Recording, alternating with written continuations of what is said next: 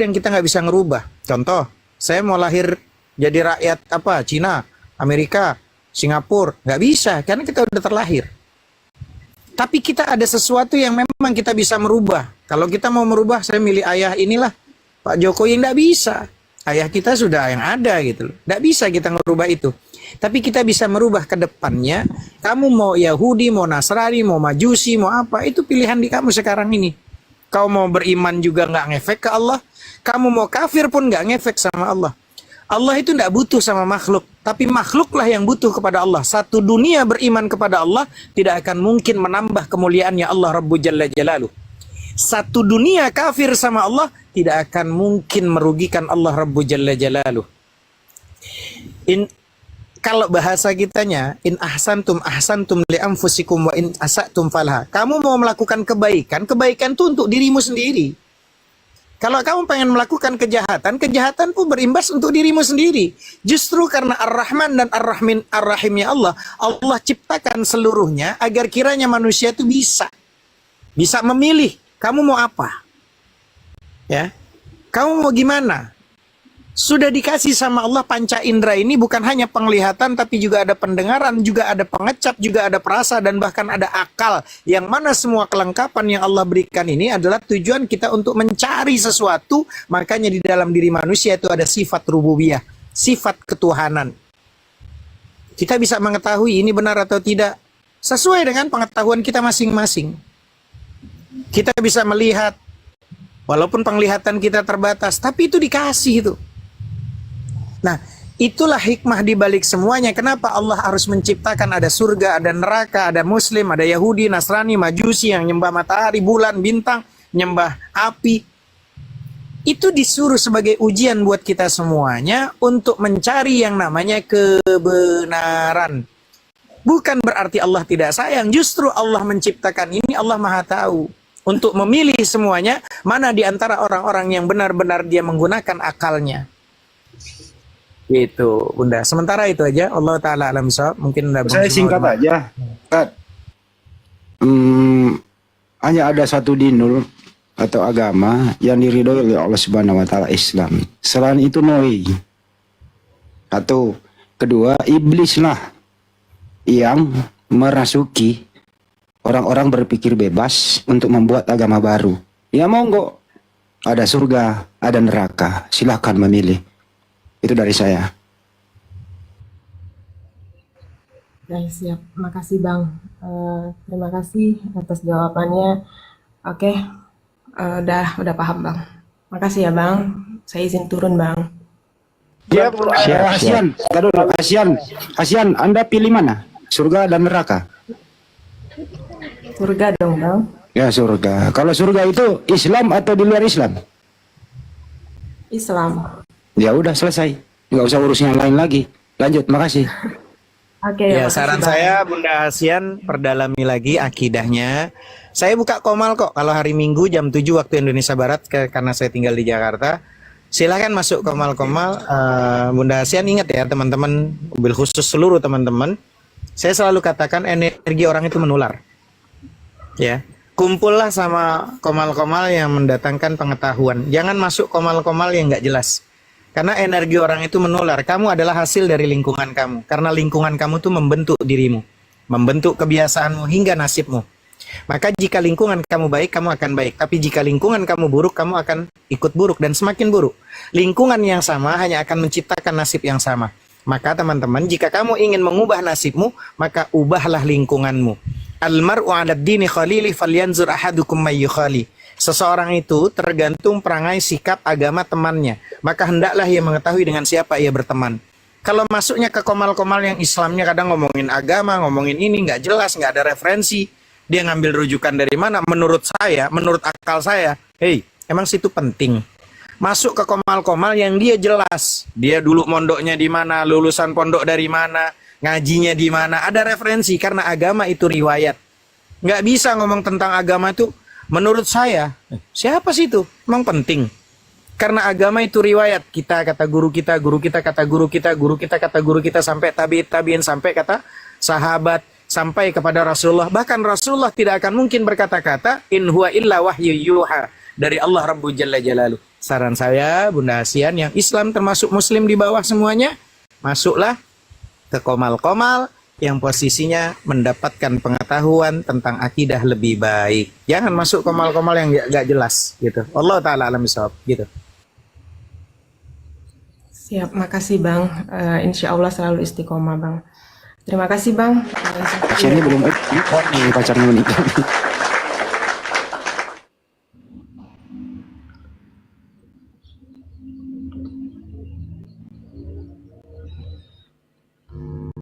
Iya, jadi ini teman-teman ada ini. Kita naikkan dulu. Ada yang mau disampaikan sama. Ya, gimana Dek? Ya, jadi maaf tadi kebentar ya, Bang semuanya, Pak Ustadz semuanya. Jadi saya banyak mengucapkan terima kasih. Digedein suaranya Dek. Kecil suaranya, kecil suaramu. Halo. Kedengaran nggak Bang? Dengar. Lanjut. Saya banyak mengucapkan terima kasih buat kita semua yang ada di sini Bang. Saya juga nggak mengurangi rasa hormat saya.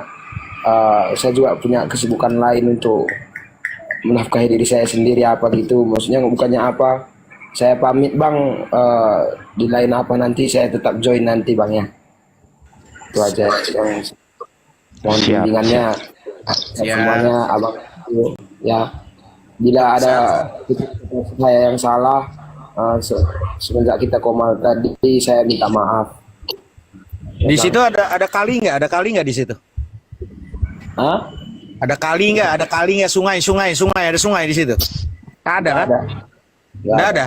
Oh, kalau umpama ada sungai di situ, kau langsung nyemplung. Bismillahirrahmanirrahim, mandi hadas besar. Kau nyemplung langsung itu, supaya hilang itu yang namanya kekafiran masa lalu. Atau kau mandi saja pakai shower atau pakai gayung. Niat saya mandi hadas besar kan Allah. Sudah keren kalau kayak gitu. Sudah Ustaz Nafi. So, kalau ada waktu kau Bahkan bisa. dia tadi udah sholat Jumat, Ustaz Nafi. Oh ya. Ya udah kau Iya. ikut aja dulu lah. Kalau belum tahu pokoknya ikut aja. Sholat aja udah ikut aja. Orang ruku, orang sujud, orang udah kelar assalamualaikum kau selonjor. Ada orang tidur, kau ikut aja tidur di situ. Ada orang makan di masjid, kau ikut. Gitu ya. Gak usah pusing sudah. Gitu. Lanjut. Sehat selalu. Makasih Bang. Oke Bang ya. Iya Dek. Negara Iya, Indonesia siap. negara hukum. Assalamualaikum. Siap. Waalaikumsalam warahmatullahi wabarakatuh. Pula dia ini. Cemana dia bisa makan pula dia. Turun. Ya Dek, iya siap. Ya, Christian, monitor. Ya, Gimana Bre? Gimana? Selamat malam, saudara. Malam, saudara. Gimana kabar, sehat? sehat, puji Tuhan sehat. Mantap.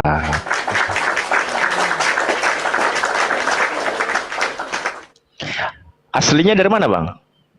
Saya dari Jawa Timur.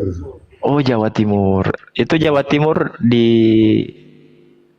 Kalimantan ya? Wow, Sumatera itu. Iya. Gak apa-apa, santai-santai lah kita di sini. iya Kena virus Bang Zuma. Iya, betul. Iya.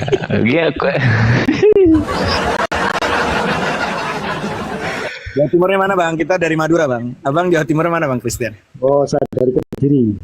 Oh Kediri. Oh, dari Kediri. Dari Kediri, Ustaz Hanafi. Kenapa Kediri Bang? itu kalau tidak salah di Tanya Bang Inspirasi. Tanya dia itu. Kenapa orang Jawa Timur kok bisa Kristen? Kenapa milih Kristen gitu? Tanya Bang Inspirasi. Iya. Kok bisa gitu ceritanya, Bang Christian? Gejala awalnya itu kayak gimana? Ntar ya. Ya, siap. Saya ingin menanggapi mu'alaf dulu gimana? Boleh ya? Bebas, di sini bebas. Ya. Oke. Saya menanggapi tentang mu'alaf ya, yang mungkin yang viral itu Olan itu ya. Menurut saya, Olan tuh backgroundnya Kristen ya Bang? Dulu. Kristen ya. Oke. Betul. Jadi menurut apa yang saya alami secara pribadi ya, bagaimana mengenal Tuhan.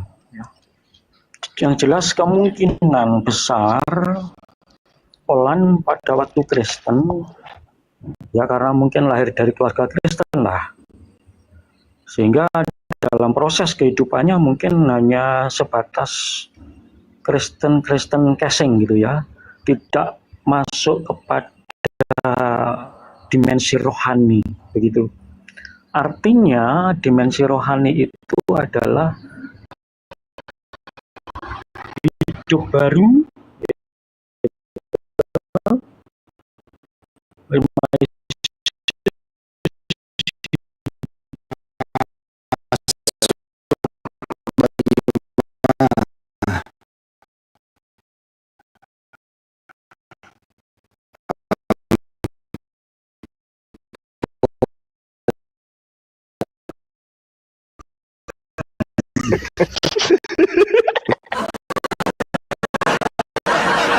Ya, lanjutkan. yang dialami oleh Olan ya. Jadi belum benar-benar dalam tingkat penghayatan yang dalam untuk menerima Yesus sebagai Tuhan dan Juru Selamat secara pribadi dalam hidupnya. Itu dasar yang mungkin belum terjadi dalam hidupnya, hanya sebatas dia orang Kristen ya.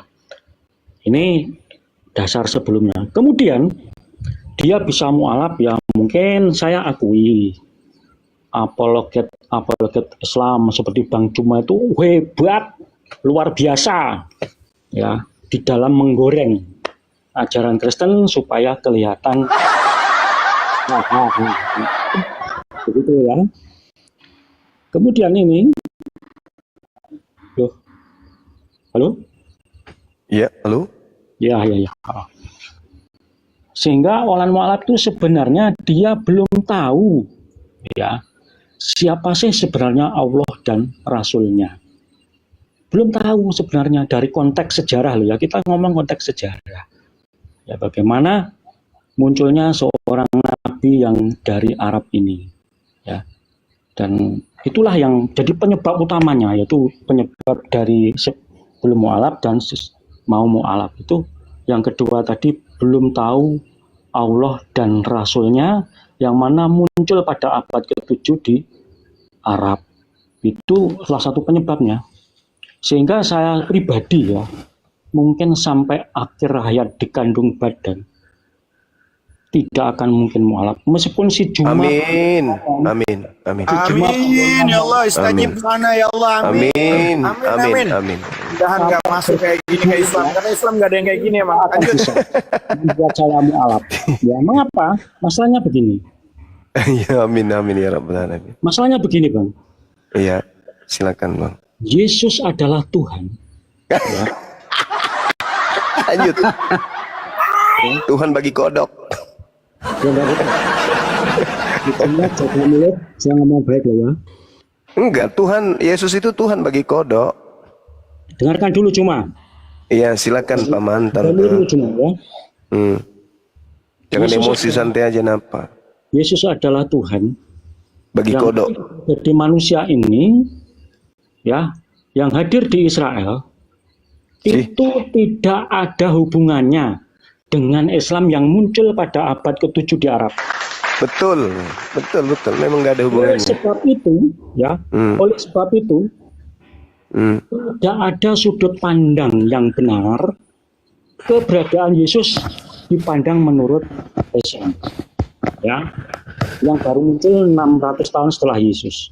Tidak ada sudut pandang yang benar. Mungkin si Juma hafal ayat Alkitab, oke. Tetapi si Juma menghafal ayat, mengerti ayat, dipahami menurut pikirannya yang terisi Islam pada abad ke-7 di Arab. Oke. Cukup, gantian. Cukup ya. Yesus itu juru selamat, bukan juru Kristen. Selamat dalam bahasa Ibrani itu shalom, sama dengan bahasa Islam. Jadi Yesus adalah juru Islam. Itu dulu yang Anda harus pahami. Sedangkan Kristen itu adalah pengikut Kristus. Nah, Yesus ini bukan juru Kristus, Bukan. Yesus ini adalah juru selamat, juru shalom, salam, Islam. Kami umat Islam bangga dengan itu. Ya, ilmu cocokmologi. Sabar dulu. Ilmu cocokmologi nggak ada hubungannya Gantian kita. dengan Islam. Gantian kita dong. Yang sama Gantian dong. Yesus itu kan juru selamat. Bukan Yesus itu juru Kristus. Bukan juru Kristus Yesus itu, tapi juru Islam. Makanya dia itu melakukan prosesi ibadah, rutinitas ritualnya selayaknya kami Islam. Oke, sabar ya, sabar. Pegangan. Jadi gini, saudara. Kalau Kristen itu, sabar. Ilmu Anda itu masih setai gigi dari saya. Belum ada Kristen yang mampu menghadapi saya, melawan saya berbicara mengenai Bible. Paham? Diam dulu. Tak ajarin malam ini ya, mumpung masih ada nyawamu di dalam tubuhmu. Sabar. Yesus berkata, waspadalah kepada Kristus. Di dalam Matius 24 nomor 5. Penyesat itu akan berkata, akulah Kristus. Berarti orang Yahudi wajib waspada kepada makhluk yang muncul mengaku Kristus. Kristus itu adalah makhluk yang diikuti Kristen. Makanya Kristen itu artinya pengikut Kristus, artinya pengikut penyesat. Ambil kipas angin, putar kipas angin, nyalain kipas angin bang di sampingnya bang. Jadi Kristen itu artinya pengikut penyesat. Itu Kristen. Kenapa demikian? Karena Kristen artinya pengikut Kristus. Nih coba pelototin pakai dua mata. Buka kitabmu sekarang bung. Baca Matius 24 nomor 4. Waspadalah kepada penyesat yang datang kepadamu dengan memakai nama Yesus dan berkata, akulah Kristus. Penyesat berkata, akulah Kristus. Berarti Kristen adalah pengikut penyesat yang bernama Kristus. Tepuk tangan dong, yang di bawah dong, tepuk tangan. Berbanggalah kalian wahai mu'allaf, karena kalian sudah meninggalkan si penyesat. Nah, sama dulu, sedikit lagi. Sehingga Yesus yang adalah nabi di tengah-tengah Bani Israel, dia datang mengaku dengan mulutnya sendiri kalau dirinya itu adalah anak manusia. Yohanes 1 nomor 51, langit terbelah dan malaikat naik turun menuju kepada aku yang adalah aku anak manusia. Tepuk tangan dong, yang mu'alaf, tepuk tangan. Alhamdulillah kalian tinggalkan pengajaran meninggalkan penyesat. Kemudian Kristus yang datang kepada Paulus di dalam Galatia 1 nomor 11, nomor 12. Nabinya, utusannya, rasulnya yaitu Paulus, Kristus sang penyesat berkata melalui rasulnya yaitu Paulus. Apa katanya? Paulus katakan kepada pengikutmu, kamu menerima Injil bukan dari manusia, tetapi dari Kristus. Bukan dari manusia, berarti bukan dari anak Maria, tapi dari penyesat yang mengaku Kristus. Itulah yang Kristen sembah. Islam datang kemudian mewaraskan orang-orang Kristen yang masih mau kemudian waras. Silakan Anda bantah. Yang kamu sembah adalah Kristus, makanya kamu Kristen. Sedangkan Yesus itu Muslim, dia adalah orang saleh. Ibrani 5 nomor 7. Dalam keadaannya sebagai manusia, Yesus telah mempersembahkan doa yang sungguh-sungguh kepada Tuhannya. Dan karena kesolehannya, doa Yesus dikabulkan. Yesus orang saleh. Yesus bukan orang Nasrani, Kristen, bukan. Yang orang Kristen itu yang Kristus tuh, yang penyesat itu. Silakan, bantah saya pakai ilmu, pakai dalil. Terima kasih Bang Dina. Ya, jangan lupa cebok Bang ya. Ya, Anda benar tapi keblinger. Nah, ya, mengapa keblinger? Kamu sudah memframing ayat-ayat Alkitab menurut otakmu yang terus itu. Tadi sudah saya katakan loh ya, Yesus yang hadir pada abad pertama itu tidak ada hubungannya dengan Islam yang muncul pada abad ke-7 di Arab. Maka tidak ada menurut Islam. Begitu loh Bang, cuma yang saya kasihi di dalam Cup, jangan nangis. bantah tentang Kristus yang kau sembah itu, silakan. Ini Bang Juma ya. Ya, silakan Bang. Bang Juma Ya, yang silakan Bang Christian, penyembah Kristus, silakan. saya bacakan di dalam Yohanes 20 ayat 18. 30 sampai 31 ya. Oh, siap. Maksudnya Injil ini dicatat ya. Ya, Memang masih banyak tanda lain yang dibuat Yesus di depan mata murid-muridnya yang Bani tidak Israel. dalam kitab ini. Tetapi semuanya yang tercantum di sini telah dicatat supaya kamu percaya bahwa Yesuslah Mesias. Mesias artinya juru selamat. Selamat. Ya, Yesaya 43 ayat 3, akulah Tuhan Allah juru selamat. Berarti Yesus itu Allah juru selamat. Ya, dan supaya oleh imanmu memperoleh hidup dalam namanya. Ya. Bang Juma yang saya kasih di dalam Tuhan Yesus Kristus. Jadi begini, dalam Yohanes ini memberikan satu kesimpulan tentang maksud Injil ditulis. Artinya begini Bang, jikalau Yesus bukan Tuhan, juru selamat manusia, maka tidak ada Injil yang ditulis tentang Yesus. Ini perhatikan baik-baik ya. Saya ulang lagi, jikalau Yesus bukan Tuhan juru selamat, maka tidak ada Injil atau tidak ada kitab perjanjian baru Bang. Oleh karena Yesus adalah juru selamat, maka ditulislah misi Yesus ini ke dunia ini. Tujuannya apa Bang? Supaya yang dicatat ini, ditulis ini, bisa disampaikan kepada umat di seluruh dunia bahwa Yesus itu adalah juru selamat. Oleh sebab itu Bang, kalau saudaraku muslim yang saya kasih ini sering comot-comot ayat perjanjian baru untuk menunjukkan seperti katakan Bang Juma, Yesus bukan Tuhan dan sebagainya, pokoknya bukan Tuhan. Itu sebenarnya seperti penumpang gelap Bang yang mengacak-ngacak. Wong backgroundnya munculnya ayat kitab ini loh, didasarkan Yesus dulu selamat gitu loh Bang. Maka saudaraku muslim seperti Bang Juma tuh hebat. Hafal ayat, saya tuh nggak hafal loh Bang. Tapi Bang Juma hebat hafal. Karena begitu hafalnya kan Bang Juma dapat cuan banyak. Cukup, jangan curhat. Cuman curhat. Tapi Udah diam, tak ajarin lagi. Udah diam, duduk yang erat ya, jangan gemeteran. Jadi gini, saudara penyembah Kristus. Yesaya 63 nomor 9, dalam segala kesesakan Bani Israel, bukan seorang manusia bergelar utusan, melainkan aku sendirilah yang menyelamatkan mereka. Tuhan sendiri yang menyelamatkan. Makanya Yesus yang adalah nabi, yang datang ke tengah-tengah Bani Israel muridnya, bukan ke Kristen ya. Kristen ini kan penumpang gelap. Ini Kristen ini muncul belakangan, penumpang gelap yang nyamar-nyamar dari ajaran nabi palsu. Dia mengatakan bahwasanya apa yang aku kerjakan adalah apa yang diperintahkan oleh Bapa untuk aku kerjakan. Aku tidak dapat berbuat apa-apa. Makananku adalah melakukan pekerjaan apa yang diperintahkan oleh Bapa.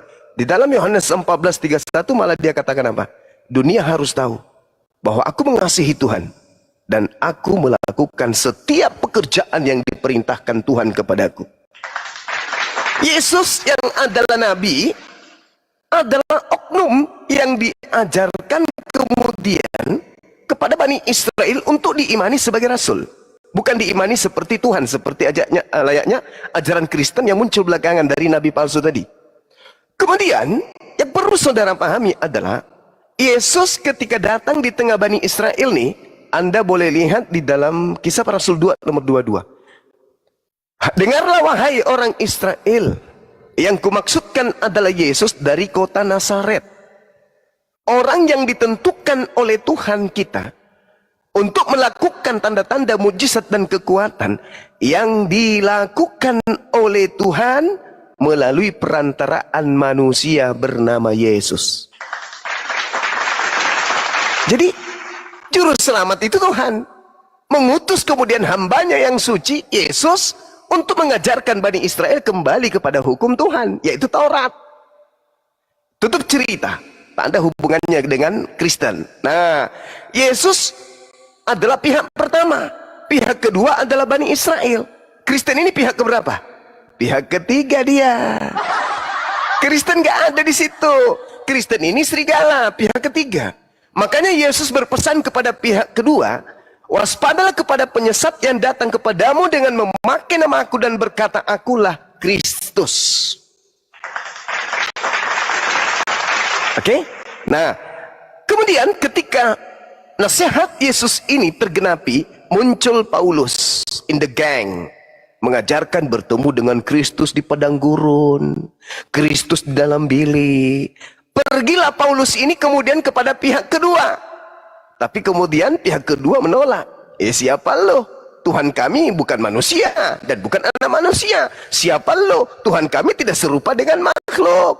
Siapa lo? Tidak ada Mesias yang jadi Tuhan, gak ada. Siapa lo? Makanya Paulus, orang cerdas ini dan licik-picik ini, menulis surat dalam Galatia 1 nomor 15, 16, Galatia 2 nomor 8. Aku diutus kepada orang-orang yang tidak bersunat. Kepada pihak ketiga, Kristen, pemakan babi dan pemakan anjing. Sehingga Paulus ini mengatakan bahwa dia diutus untuk non-Yahudi. Siapa non-Yahudi? Pihak ketiga. Pernah nggak Yesus mengajar kepada pihak ketiga? Nggak pernah. Pihak ketiga itu gugup, kata Yesus. Seperti saudara Kristen ini adalah anjing dia ini. Menurut Yesus, maaf, bukan menurut saya. Oke? Sedangkan wanita Kanaan aja jelas-jelas datang bertemu langsung dengan Yesus disebut anjing. Apalagi saudara Kristen yang memang pemakan anjing tiap hari, kan gitu. Jadi saudara, saya masih kembali kepada tema. Kristen artinya pengikut Kristus. Kristus ini adalah oknum penyesat yang Yesus Nabi yang datang kepada Bani Israel nubuatkan. Waspadalah kepada Kristus palsu. Waspadalah kepada Kristus palsu. Coba Anda baca dalam Matius 24 nomor 24. Sebab Kristus palsu dan Kristus palsu dan juga nabi-nabi palsu akan datang dan banyak melakukan mujizat sekiranya mungkin menyesatkan banyak orang dan orang-orang pilihan juga. Saya ulang, Matius 24 nomor 24. Yesus berpesan kepada pihak kedua muridnya agar waspada kepada Kristus palsu. Ada enggak kemudian di luar pihak kedua ini pengikut Kristus? Ada, namanya Karisteng. Kristus yang mana yang diikuti oleh Kristen? Kristus palsu. Karena ada dua Kristus. Kristus asli adalah junjungan Bani Israel, yang murid-muridnya yang melakukan Torah. Dan Kristus palsu yang pengikutnya adalah pemakan babi, pemakan anjing, tidak bersunat, ibadah minggu, menyembah manusia, bla bla bla dan seterusnya. Itulah Karisteng. Jadi Kristus palsu pengikutnya adalah pihak ketiga yang tidak pernah bertemu dengan Yesus, yang kelak akan diusir oleh Yesus. Pihak ketiga ini datang kepada Yesus. Bukankah kami bernubuat? Bukankah kami mengusir setan? Bukankah kami bermukjizat pakai namamu, Yesus? Apa kata Yesus kepada pihak ketiga? Enyahlah daripada aku, Kristian. Aku tidak mengenal kau, Kristian. Engkau adalah pembuat kejahatan, Kristian. Percuma kau ngulik-ngulik perpuluhan tiap bulan, Kristian. Itu dalil, Bang. Itu data. Jadi Kristen itu pengikut Kristus, tapi Kristus palsu yang keluar dari kubur. Itulah Kristus yang kau ikuti, si setan itu. Begitu, Kristian. Lanjut. Jangan nangis kencang kali ya. Biasa aja. Sebuah kebohongan kalau jangan katakan saya bohong, bantah dalil saya supaya saya ketahuan bohong. Kalau Anda cuma curhat, cuma merepet, percuma. Bantah dalil saya, baru Anda bisa mengatakan bohong atau tidak. Silakan. Katakan. Cuma diam.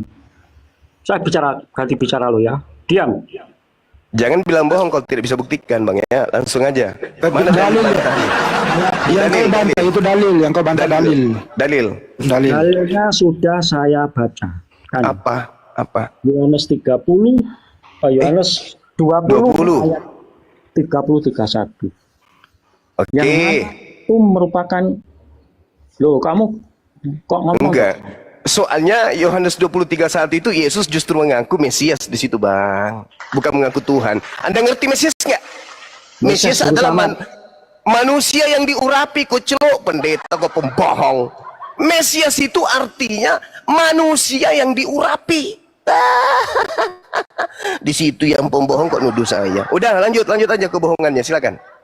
Nah, cuma pembohong. Ya, cuma. silakan saudaraku Christian, tukang bohong, lanjut. Nah, cuma pembohong. Silakan. Bantu dirimu dengan memberikan data, silakan. Coba ini cuma Yesaya 43 ayat 3. Sebab akulah Tuhan Allahmu yang Maha Kudus, Allah Israel juru selamatmu. Maha Kudus berarti dia bukan makhluk yang keluar dari kubur, cuplis. Mesias itu artinya juru selamat. Mesias itu juru selamat apaan? Mesias itu manusia yang diurapi, yang diutus untuk menyelamatkan umatnya dari sang juru selamat, yaitu Elohim, Tuhan pencipta langit dan bumi. Yang diurapi dari kata Kristus, cuma. Iya, Harun juga Kristus. Blekok. Nah, cuma. Saul juga Kristus, Daud juga Kristus, Harun juga Kristus, bukan cuman Yesus. Sabrakokok. Tapi kan Mesias. Yesus kan Mesias. Mesias itu Ibrani. Nah, iya, Kristus itu Yunani, sama doang. buka literasinya ya. Udah. Kamu selamatkan dirimu, saudara Christian, selamatkan dirimu dari Mesias palsu yang Yesus nubuatkan tadi. Silakan. Gak usah curhat. Ada tolok ukur kebenaran Kristen menurut mulut Juma. Itu aja gampang kok. Bantah dalilnya, Cak Ayu. Yesus mengatakan, Matius 24 nomor 4, waspadalah kepada penyesat yang datang kepadamu dengan memakai nama Yesus dan berkata, akulah Kristus. Berarti penyesatnya datang mengaku Yesus, datang mengaku Kristus. Dan itulah yang kau sembah, yang datang kepada Paulus. Itu loh bang, bantah dalilnya. Bantah dalil, jangan nangis mulu, dari tadi nangis aja. Bantah dalil. Ya. Silakan. Kalau Yesus bukan Tuhan, maka tidak muncul Kristen, Bang. Itu. Justru karena penyesat ini, kata Yesus, akan menyesatkan banyak orang. Cak Ayu. Matius 24 nomor 5, Kristus tersebut, hei saudara, Kristus tersebut akan menyesatkan banyak orang. Matius 24 nomor 5. Kalau Yesus itu pembohong, boleh saja Kristus itu tak ada dan Kristen ini nggak ada, atau orang yang banyak ini tidak ada, disesatkan. Tapi Yesus itu kan harus dipercaya. Menurut Yesus akan datang Kristus palsu dan menyesatkan banyak orang.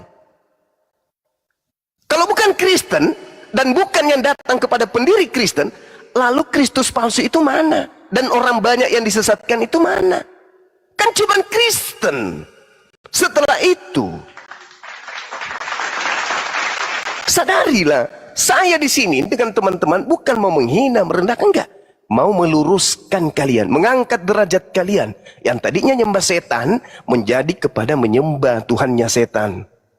Hanya kepada dia saja engkau harus berbakti, kata Yesus. Enyahlah daripada aku. Itu kata Yesus tuh, hanya kepada dia saja. Allah saja, jangan kepada Yesus, Cak Ayu. Kristus palsu yang kau sembah itu akan ditunjang nanti sama Yesus ke neraka. Ayo. Bantah dalilnya.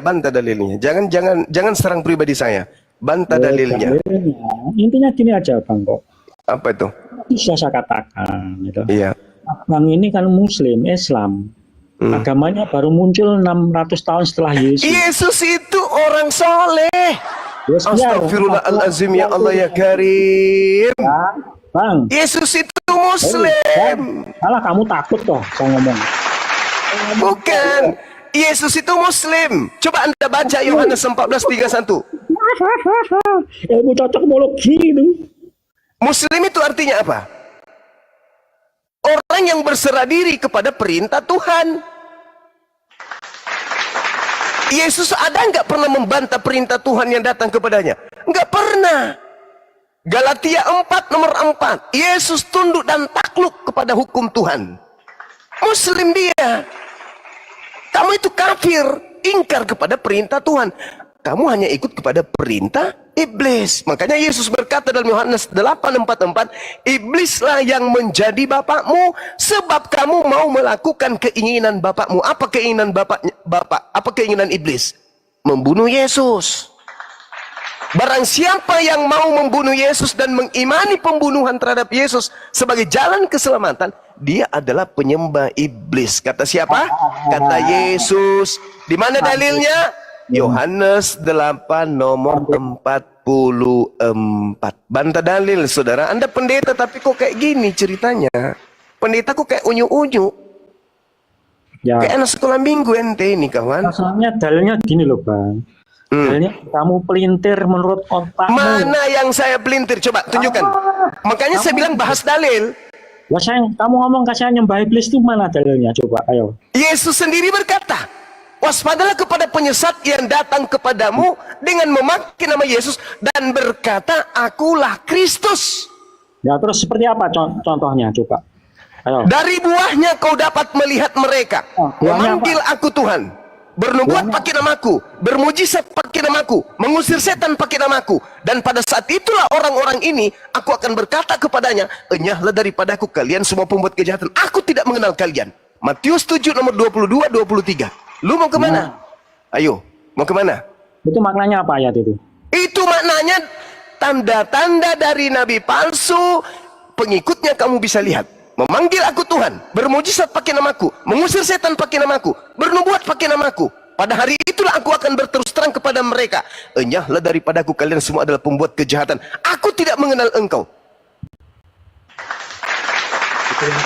Itu ucapan Yesus, kawan. Bukan ucapan saya. Akibat kamu menuhankan Allah yang bukan Tuhan. Akhirnya memahami ayat itu dulu. Kenapa larinya ke situ, Cak Ayu? Yesus itu hormat dan tunduk kepada pencipta alam semesta yang maha suci, maha tinggi. Matius 7 Bang, itu artinya justru menunjukkan Yesus adalah Tuhan.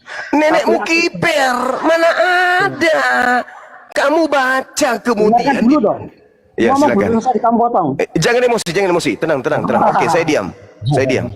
Jangan emosi, santai aja. Akibat kamu menuhankan Allah yang sebenarnya bukan Tuhan, memang memahami Alkitab. Dari mana kamu mengatakan Allah bukan Tuhan?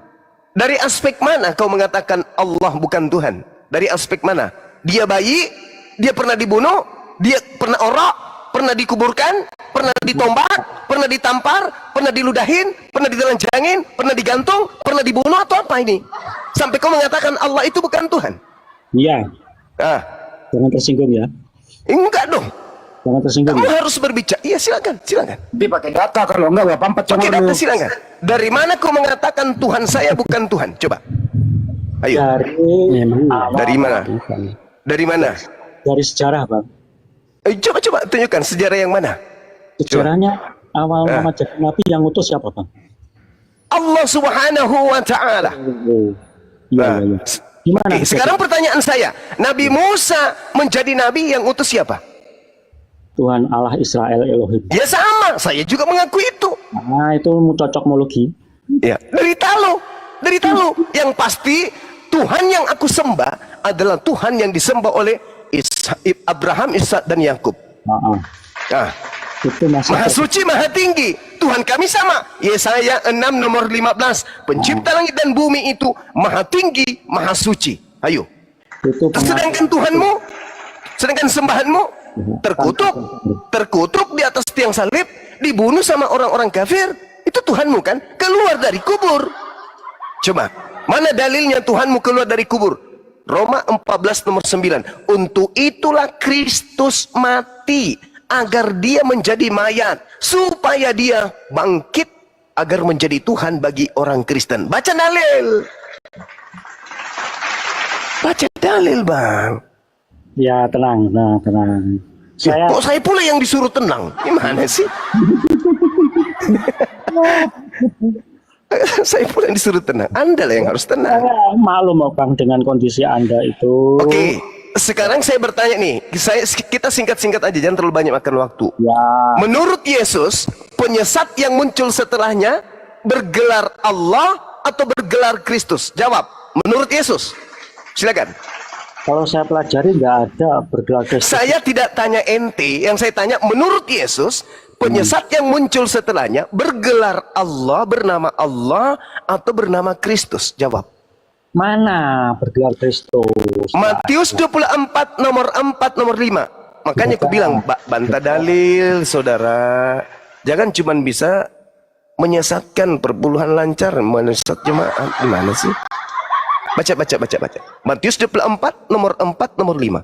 Apakah gelar penyesat itu adalah Allah Subhanahu wa taala atau gelar penyesat itu justru Kristus? Cepat. Ayo. Ayo, Bang. Ayo, Bang. Ayo, Bang. Semangat, Bang, belajar. Yesus pada mereka, waspadalah supaya jangan ada orang menyesatkan kamu. Iya. Banyak orang akan datang dengan memakai namaku Dan berkata, akulah Mesias. Penyesatnya berkata apa? Akulah Mesias, akulah Kristus. Enggak boleh itu, Bang. Mesias dengan Kristus beda. Mesias itu juru selamat, Bang. Kalau Kristus? Kalau Kristus? Rapi. Ya. Kampret. Di mana tempat di bumi ini selain gereja kau bisa bohongi orang? Nggak ada, cuma di gereja. Kristos bahasa Yunani, orang yang diurapin. Mesias itu bahasa Ibrani, orang yang diurapi. Podo wae kak blamat. Alamak, kampret. Gimana tuh pendeta cuman bisa nipu jemaat? Anda pendeta loh. Anda pendeta. Kristos dengan Mesias itu sama, cuman satu bahasa Ibrani, satu bahasa Yunani. Piye Mas. Udahlah, Bang, besok jadi pemain futsal aja, jangan jadi pendeta deh. Ngajak-ngajak orang masuk neraka dengan ilmu kayak gini. Jadi saya ulang lagi sama saudara ya, tolong direnungkan saudaraku ya. Meskipun saya guyon, saya sampaikan dengan cara-cara seperti ini, tapi anggaplah itu adalah pelajaran yang berharga. Sudah banyak kali orang yang kusesatkan mati dalam keadaan Kristen gara-gara you. Maka dari hari ini Anda harus belajar lagi. Penyesat yang datang kemudian menurut Yesus bukan bernama Allah, tapi bernama Mesias. Paulus mengaku di dalam kitab Anda sendiri, Galatia 1 nomor 11 nomor 12. Aku menerima Injil bukan dari manusia. Aku menerima Injil bukan dari pernyataan manusia, tetapi aku menerima Injil dari Mesias.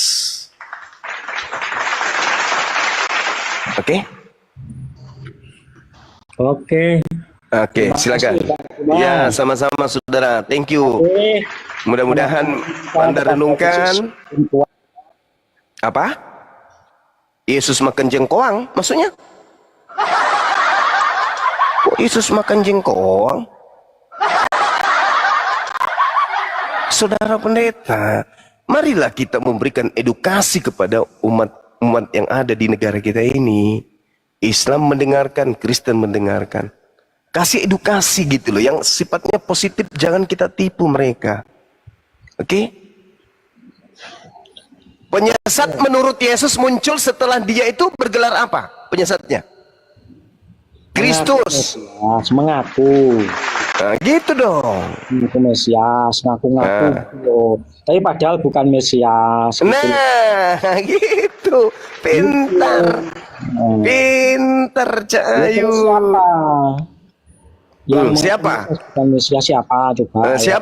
Siapa yang pernah datang kepada tokoh-tokoh manusia di dunia ini, di mana oknum itu datang kepada tokoh, di mana tokohnya ini yang mengajarkan dia bertemu dengan Mesias setelah Yesus tak ada di bumi.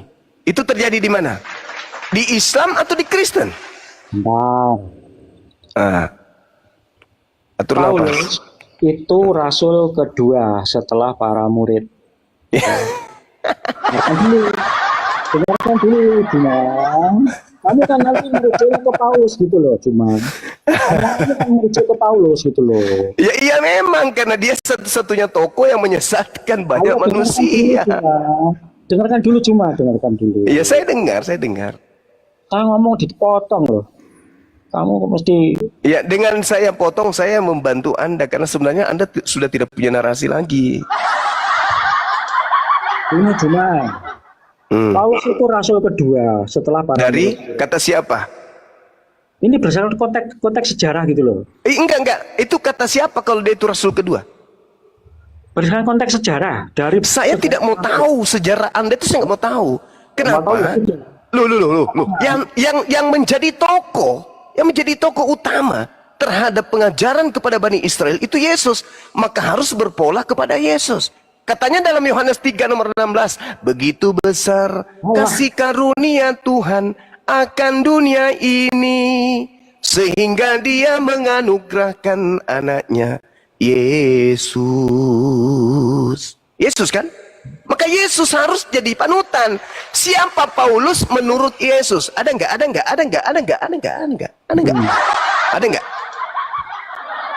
Kata Yesus, Paulus adalah Oh, sudah cuma.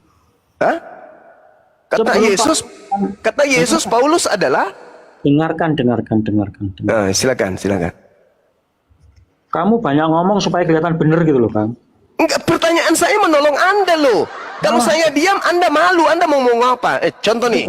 Kutanya ya, dengarkan. Ini kita disimak nih, banyak orang nih. Ribuan orang yang menyaksikan kita. Dengarkan. Menurut Yesus, Paulus itu adalah teng-teng. Silakan Anda jawab, saya diam.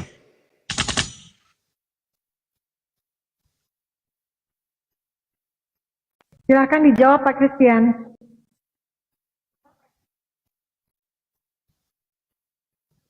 Inna lillahi wa inna ilaihi raji'un. Kehabisan kata-kata, mau kemana?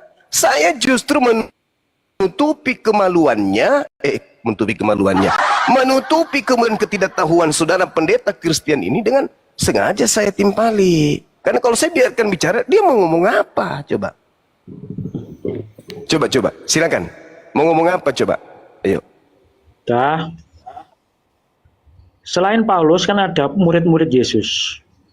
Murid-murid yaitu Petrus, Yakobus, Yohanes dan kawan-kawan ya.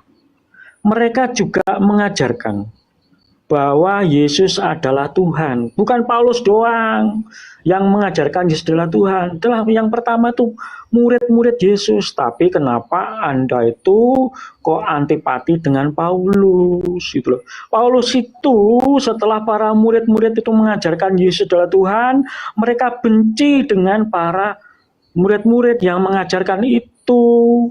Gitu loh Bang. Tapi Anda memframing Paulus seolah-olah sebagai pribadi yang sesat, jahat. Itu pola pikiran Anda gitu loh. Jadi intinya Paulus mengajarkan Yesus adalah Tuhan kan Anda tentang itu. Intinya akan di situ. Padahal yang mengajarkan Yesus adalah Tuhan bukan Paulus doang. Para murid-murid Yesus. Paulus ini setelah para murid-murid mereka ini mengajarkan Yesus adalah Tuhan. Ketika hari Pentakosta, Petrus berkhotbah dalam satu hari 3.000 orang bertobat. Kisah Rasul 2 ya, dibaptis. Lah inilah yang menimbulkan suatu iri hati pada Paulus sehingga mereka mengejar-ngejar, menyiksa para pengikut Yesus yang percaya Yesus adalah Tuhan. Tapi dalam proses pengajarannya dia ke Damsyik, akhirnya dia mengalami perjumpaan penglihatan dengan Yesus, akhirnya dia bertobat, terima Yesus dalam hidupnya, dari orang jahat jadi baik, dan dari orang yang melawan ajaran Yesus, dia menyebarkan Yesus adalah Tuhan. Jadi kebanyakan Muslim itu memusuhi Paulus karena mengajarkan Yesus adalah Tuhan. Padahal yang pertama kali mengajarkan itu para murid-muridnya, Bang Jumat. Jadi kalau mau adil, para murid-muridnya itu juga sama dengan Paulus, mereka sama.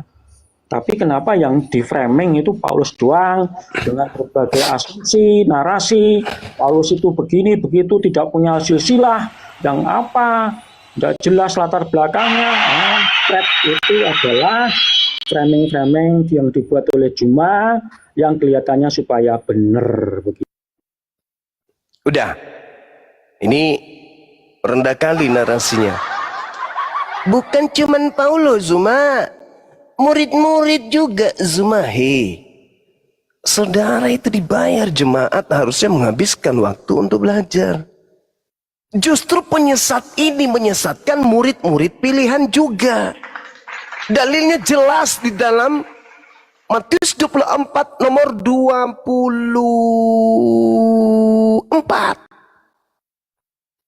Waspadalah sebab Kristus palsu dan nabi palsu akan datang dan melakukan banyak mujizat sekiranya mungkin menyesatkan murid-murid pilihan juga. Belajar dong, jangan karena keasikan perpuluhan, banyak tebal dompet, wah banyak yang percaya kebohongan saya ini, nggak usah belajar, yang penting jemaat percaya sama. Jangan kayak gitulah, hidup ini singkat bro, besok juga mati, pertanggungjawabkan orang, ratusan orang kamu sesatkan. Kalau Anda mengatakan murid-muridnya juga bla bla, ingat, di dalam Kisah Para Rasul nomor 15, Kisah Para Rasul 21 nomor 15 sampai nomor 26, Anda baca satu perikop di sana. Bagaimana Paulus bertaubat dari mengajarkan agama Kristen. Baca, catat kalau saya ngomong, catat. Kisah Para Rasul 21 nomor 15 sampai nomor 26, Paulus bertaubat dari mengajarkan agama Kristen. Ketika dia pulang ke Yerusalem, Paulus bertaubat. Paulus mentahirkan diri dan bahkan Paulus mempersembahkan persembahan kurban seperti yang dilakukan oleh Nabi Musa. Belajar dong. Kemudian Anda mengatakan bahwa orang-orang Yahudi suka sama Paulus. Waduh, Kisah Para Rasul 24 nomor 5, orang-orang Yahudi teriak, inilah dia Paulus, sang penyakit sampar yang telah menyesatkan orang-orang Yahudi di seluruh dunia beradab. Dan dia, Paulus ini adalah tokoh dari Karisteng. Tolonglah, belajarlah. Minimal Anda tidak menyesatkan orang lagi lah. Hentikan itu menyesatkan orang lain. Jadi sekali lagi saya katakan kepada saudara, salah dulu bang, salah dulu. Setannya jangan keluar dulu. Suruh setannya tinggal di situ biar ku ceramai pakai Bible. Jadi Yesus berkata, waspadalah kepada penyesat yang datang dengan memakai nama Yesus dan berkata, akulah Mesias. Apa itu? Artinya bahwa Yesus sudah menubuatkan kepada muridnya agar waspada. Karena akan datang kemudian Yesus palsu dan mengaku akulah Yesus. Nah, Paulus ketika ke Damsik, padang gurun menuju Damsik, apa kata Paulus? Siapakah engkau Tuhan? Akulah Yesus yang kau aniaya. Siapa itu yang datang? Siapa yang datang itu? Yang datang kepada Paulus itu siapa? Sebagai Kristen hanya didoktrin. Itu adalah Yesus sebagaimana kata siapa itu Yesus, kata siapa? Di dalam Matius 24 nomor 23 Yesus berkata, jadi apabila ada orang berkata ada Yesus di sini, jangan kau pergi di sana, atau ada Yesus di sana, jangan kau percaya. Sebab Yesus sudah ulang-ulang, sebab Mesias palsu dan nabi palsu akan muncul dan melakukan banyak mukjizat dan menyesatkan banyak orang, bahkan orang-orang pilihan juga. Camkanlah, aku sudah mengatakannya terlebih dahulu kepadamu. Jadi apabila ada orang berkata ada Yesus di padang gurun, ada Yesus di dalam bilik penjara, jangan kau percaya. Sebab aku Yesus, kedatanganku yang kedua sama seperti cahaya yang bersinar terlontar cahayanya dari timur sampai ke barat. Demikianlah nanti caranya aku datang untuk yang kedua kalinya. Begitu cara belajarnya. Sahabat Kufi, syukran. Jadi kalau Anda kemudian hanya modal dogma, doktrin, modal janji-janji perpuluhan, sudahlah itu Pak Pendeta. Ya, khutbahkan kepada jemaatmu, jemaat-jemaatku Bapak Ibu sekalian, mulai hari ini mari kita belajar betul-betul. Ternyata yang kita sembah selama ini adalah Kristus palsu, Mesias palsu yang Yesus nubuatkan di dalam kitab kita sendiri. Begitu caranya. Jangan Anda suruh mengajak orang-orang ini menyembah Mesias palsu, Kristus palsu. Sekarang saya ingin tanya nih. Menurut saudara Kristen, enggak kan tadi saya tanya tapi kan hanya pura-pura tanya karena saya tahu Anda tidak tahu jawabannya. Sekarang ini aslinya bertanya. Ya kan Anda dari tadi tidak pernah menjawab pun. Ini pertanyaan saya, saudara. Apakah menurut Yesus akan muncul Yesus palsu? Kepada muridnya dia mengatakan, hei muridku yang asli, ya paman, akan muncul Yesus palsu loh, menyesatkan banyak orang. Apakah saudara percaya dengan ucapan Yesus itu? Silakan. Memangnya ada.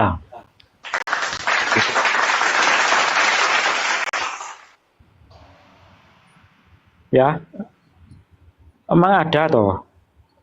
Ucapan Yesus itu Anda nggak percaya gitu? Ya ada enggak? Yesus palsu mana? Mana? Ada. Kalau tidak ada berarti Yesus bohong. Mana yang betul? Loh. Sekarang tunjukkan saja ucapan Yesus ada enggak? Yesus Enggak. Pertanyaan saya sebelum ke situ, pertanyaan saya, apakah Anda percaya bahwa Yesus pernah berkata agar murid-muridnya waspada disebabkan karena akan muncul penyesat mengaku Yesus dan berkata akulah Mesias? Apakah Anda percaya tentang itu? Percaya, ya. Percaya. Berarti Anda mempercayai akan munculnya Yesus palsu, betul? Oke, boleh. Kalau Yesus palsunya bukan yang datang kepada Paulus, tolong tunjukkan Yesus yang palsu itu datang kepada siapa dan mana orang-orang banyak yang telah disesatkan itu. Silakan. Oke. Tadi sudah saya katakan. Yang mengajarkan Yesus adalah Tuhan, bukan Paulus saja. Saudara, itu udah tamat kita. Kita udah tinggalkan itu. Sekarang yang kita... Oke, Anda sudah mengakui.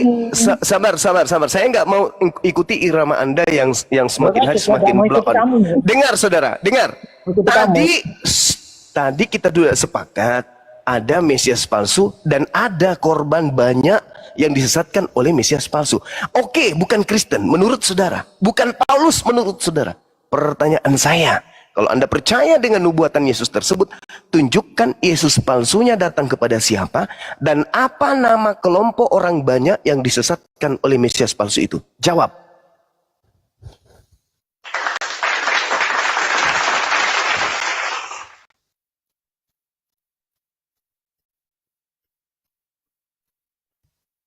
Wa iyad'una illa syaitanan marida.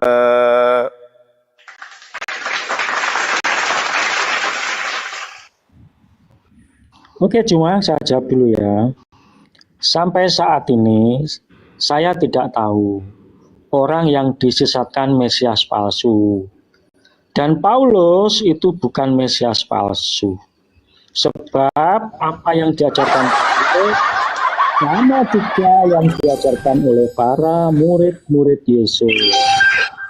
Dari kehidupan Paulus, perubahan hidupnya dari orang jahat jadi baik, itu mencerminkan karakter Kristus, pribadi Kristus.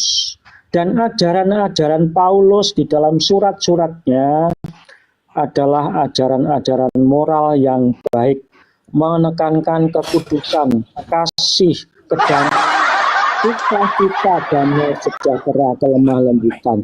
Jadi kalau dibilang sesat, tolak ukurnya adalah orang yang pikirannya sesat saja. Oke, tidak ada jawaban. Saja cukup ya. Tidak ada jawaban, tidak ada jawaban. Jadi begini. Tidak ada jawaban. Tidak ada jawaban. Tidak, saya tidak tahu mana orang yang banyak disesatkan itu. Yesusnya, saudara, Yesusnya itu sudah mengatakan bahwasanya dari buahnya kamu bisa melihat dia nabi palsu itu. Apa itu? Paulus orang mengajarkan kasih, mengajarkan dari buahnya kata Yesus, kamu bisa melihat nabi palsu itu dari buahnya. Pertama memanggil aku Tuhan, bernubuat pakai namaku, mengusir setan pakai namaku, bermujizat pakai nama Yesus. Pada saat itulah aku akan berterus terang kepada mereka, enyahlah daripadaku, kalian semua adalah pembuat kejahatan. Aku tidak mengenal kalian. Kok Anda mengatakan, aku tidak tahu siapa yang banyak itu? Hei, sudah jelas-jelas simbol-simbol, tanda-tanda daripada pengikut Mesias palsu. Yesus sudah uraikan, memanggil aku Tuhan, bernubuat pakai namaku, bermujizat pakai namaku, enyahlah daripadaku. Aku tidak mengenal kalian. Kalian semua adalah pembuat kejahatan. Kok Anda pura-pura nggak kenal sih, Cak Ayu?